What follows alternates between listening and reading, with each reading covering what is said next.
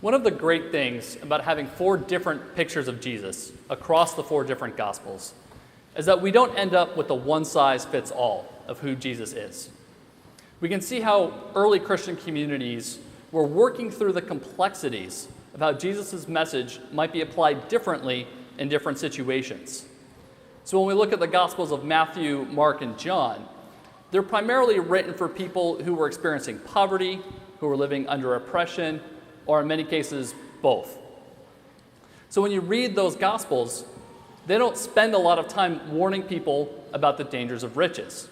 When you barely have enough to survive, you don't have to worry about what to do with your excess wealth. Luke is different, and there's a reason for that.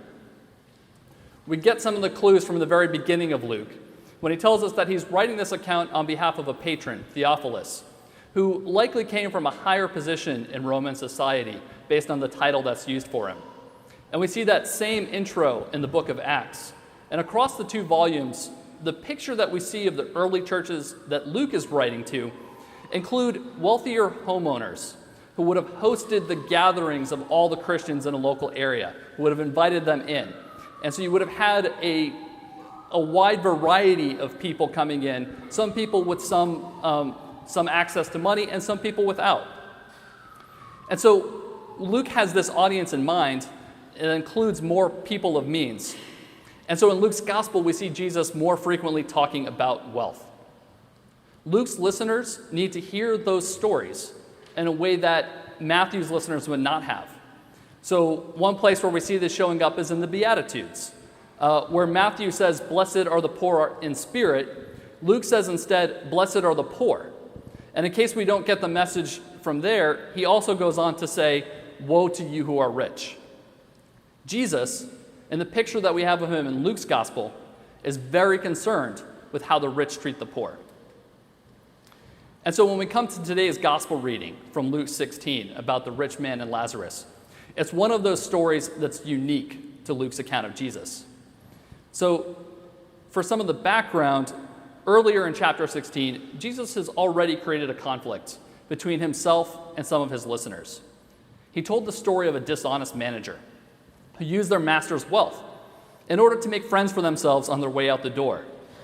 This property manager realized that they were about to get fired, so they went and did the equivalent of cutting everyone's rent in half, because that way they'd have plenty of places to stay once they lost their job. And then Jesus said, that's a good example of how we should be using our wealth and power. And Jesus concludes that story by saying, you cannot serve God and wealth. And at this point, a lot of his listeners dismiss him because they're convinced that they are doing both. They're very religious, they have plenty of money, and they see no tension between the two. And the people that we are talking about, the Pharisees, they were important members of Jewish society at the time. So we might think that Jesus would be tempted now to walk back his statements, make his words a little bit more palatable. But instead of doing that, Jesus goes one step further. The story of the dishonest manager is bad for business if a lot of people owe you money. That's not how you want your employees to behave. But what if what happens to your wealth doesn't just affect this life, but has consequences in the next one? And that's where we pick up with today's reading. Starting in verse 19, Jesus begins to tell a parable about 2 people living very separate lives right next to each other. We meet an unnamed rich man who has all the nicest things that life can offer. Nice clothes, good food, a gated house. And then, just on the other side of that gate, we're introduced to Lazarus, a man who was defined by his poverty, his pain, and his hunger. It's not an unrealistic story, in their time or in ours. Throughout Baltimore, you're often no more than a few blocks away from places of great wealth or from people who are struggling to get by. Harbor East, where you might most easily find someone like the rich man, and the Falls Way, where you can encounter plenty of people like Lazarus, are less than a mile from each other. So we understand the context of these 2 characters. Shortly after we meet them, they both die. And they continue to be separated, but now the roles are reversed. Lazarus is taken right to Abraham's side. The rich man, we're told, is taken to be tormented in the place of the dead. To borrow the terms from a TV show, we could say that Lazarus goes to the good place, while the rich man ends up in the bad place. So in the story, we see the rich man begging for just a taste of water so that he can get a brief reprieve from the pain that he's in. But Abraham refuses his request. We do, however, get an explanation for why their positions have been turned around. In verse 25, Abraham tells him, "Remember that during your lifetime you received good things, whereas Lazarus received terrible things. Now Lazarus is being comforted, and you are in great pain." The rich man had good things, everything that he needed and more. And he chose not to share them with the person who was in need at his gate.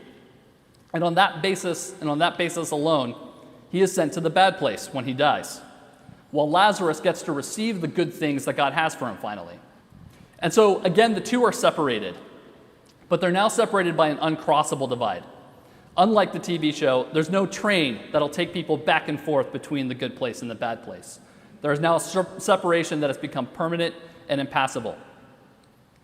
So if we're looking at this story, is Jesus saying that you go to hell just for being rich and not using that wealth to help others who are in need? Yes. And in case we're not clear about it here, it's something that Jesus comes back to again and again throughout the Gospel of Luke. The answer is emphatically yes. That probably makes most of us feel uncomfortable. And honestly, it should. It's challenging. And there's a reason the people who listened to Jesus found what he was saying to be so hard. It was, and it still is. But if we're going to follow Christ, we have to make a decision about how we're going to respond to this story. We can be dismissive and be like the people who sneered at Jesus after he told the story of the dishonest manager. Or we can decide to let ourselves be uncomfortable and see what happens. So if you'll stick with me for a moment here, what happens if we decide to go down that second path and go deeper into what Jesus is saying? We might have some other questions that come up. How rich do we have to be before we qualify as being rich?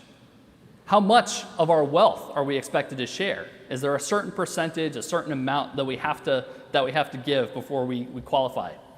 And who exactly do we need to share our wealth with? Those questions don't get answered in the story. We're just left with this very challenging teaching. We must use the wealth that we have available to us to help those who are in need, or else face consequences after we die. We're not given any further specific guidance on what exactly or how much exactly we have to do if we're going to avoid those penalties. But what we are left with is a warning. In verse 29, the rich man and us are told to listen to Moses and the prophets.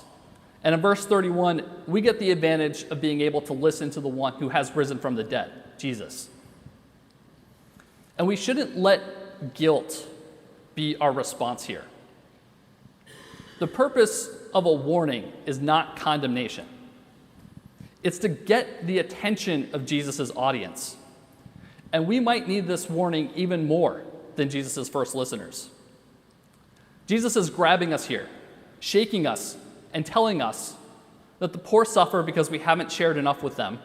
And if we don't do anything to fix that in this life, God will fix it in the next. And we need that because we're so used to hearing constant lies about how important it is for us to hold on to our wealth for ourselves so we can make more money, buy nicer things, ensure financial security for ourselves in this life. The lies try to encourage us to ignore the people in the communities that don't have enough. And if by chance we do pay attention to them, we come up with reasons to explain why their suffering is their own fault and not our problem. These lies are so loud, we hear them so frequently. Jesus has to say something truly shocking to get our attention. But it's not to shame us. It's to wake us up so that we can do something instead of remaining indifferent. There's a song by a band called Rise Against that captures this well. It's called Disparity by Design, and it's about wealth inequality. The verses condemn the lies of a society that chooses to pretend that riches and poverty are distributed on the basis of merit. These are empty fairy tales that are meant to uphold a status quo that leaves so many people behind. And the song starts from the perspective of those who are left out.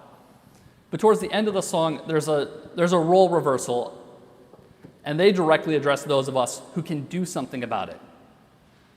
And the words of the song go, if we just took a step back, a bigger picture we might view.